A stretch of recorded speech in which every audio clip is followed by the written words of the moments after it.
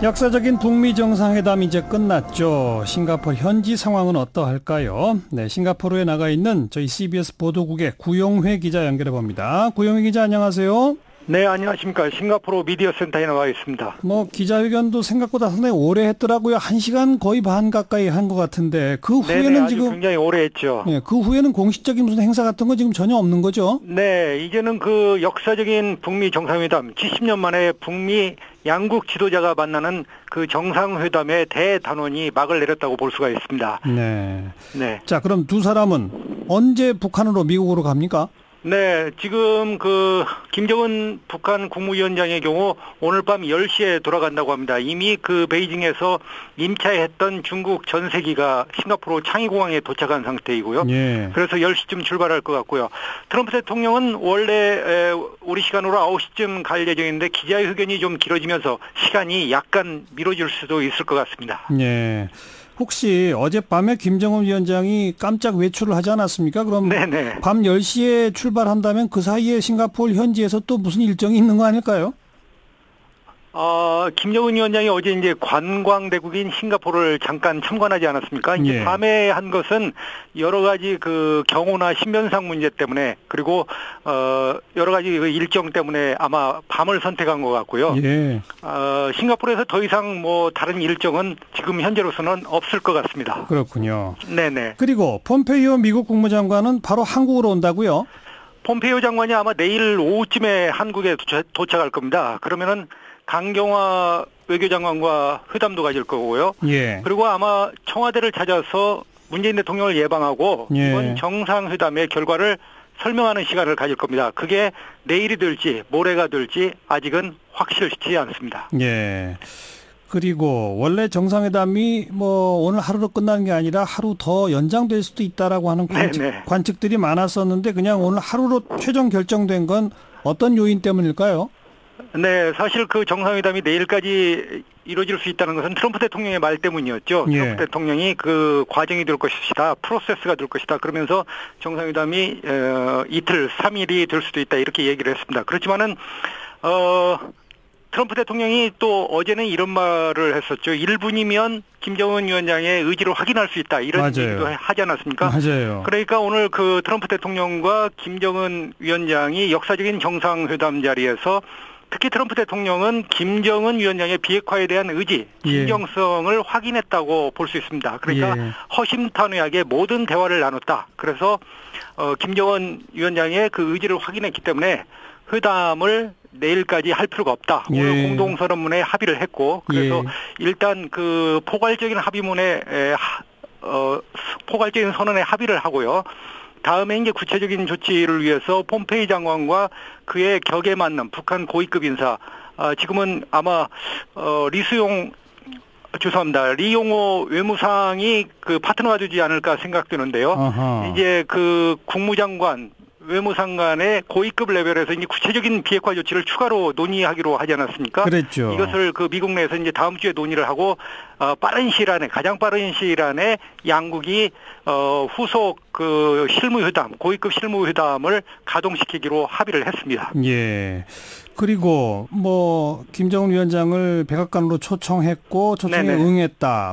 그리고 트럼프 대통령도 자기도 평양에 갈 것이다. 이런 얘기들이 오갔는데 그 정상회담이 있기 며칠 전부터 외신에서 7월 달에 평양에서의 2차 북미 정상회담 이런 보도가 있었던 바가 있어가지고 혹시 물론입니다. 혹시 7월에 다시 만나자 이런 얘기가 나온 건 없나요?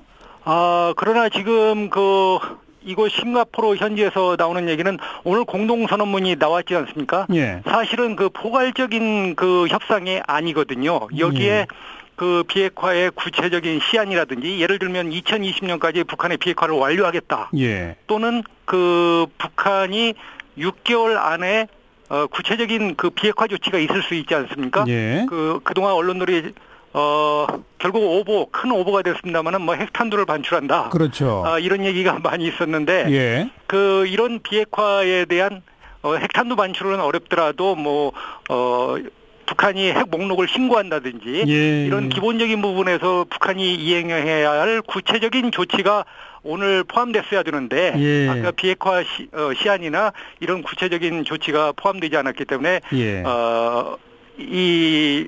공동 합의문에 대해서 앞으로 좀 상당한 논란이 있을 것 같습니다. 그렇지만은 이것을 아까 말씀드린 대로 폼페이 장관과 북한의 고위급 대표가 빠른 시간 내에 이제 구체적 협의에 들어가기 때문에 지금으로서는 7월 달에 북미 정상회담을 갖는다 이렇게 전망하기는 어렵고요.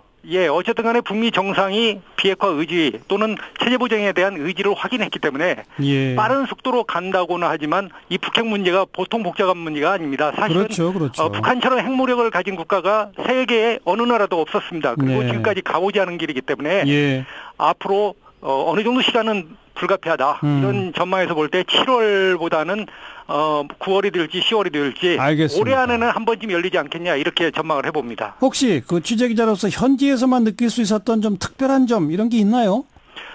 글쎄요. 뭐 텔레비전을 지켜보는 많은 국민들이나 저희 취재하는 기자들이나 같은 심정이었을 것입니다. 오늘 북미 정상회담에서 성공적인 결과가 나오기를 바랐고요. 특히 오늘 주목되는 것은 이 포괄적인 선언문, 공동 합의문에 대해서 아마 전문가들 사이에 많은 논란이 있을 것입니다. 아까 말씀드린 이유 때문에요. 그렇지만은 가장 궁극적인 것은 오늘 트럼프 대통령이 그리고 김정은 위원장이 서로 협상의 파트너로 서로를 인정했다. 이건 굉장히 중요한 포인트입니다. 그래서 앞으로 북미 간의 비핵화 협상에 큰발, 거부를 내디뎠다. 첫삽을 떴다. 이렇게 표현할 수 있을 것 같습니다. 해외 다른 나라에서 온 다른 기자들도 상당히 좀 흥분돼 있던가요? 어때요? 뭐 흥분이라기보다는 관심과 워낙 이목이 쏠려 있으니까요. 매우 관심이 높았고 여기에 3,000명 내지 5,000명 정도 이제 기자들이 몰려들었지 않습니까? 그렇죠. 그래서 크게 세 그룹인데 미국의 그 백악관 출기자를 비롯한 그 백악관 기자들 그리고 전 세계 언론인들 그리고 한국의 기자들도 여기 300명 정도가 싱가포르 현지에 왔습니다. 그래서 역사상 아까 말씀드린 대로 김정은 위원장과 그 트럼프 대통령이 만나는 자체로 굉장히 흥분되게 바라봤고 또 의미 있게 바라봤고요.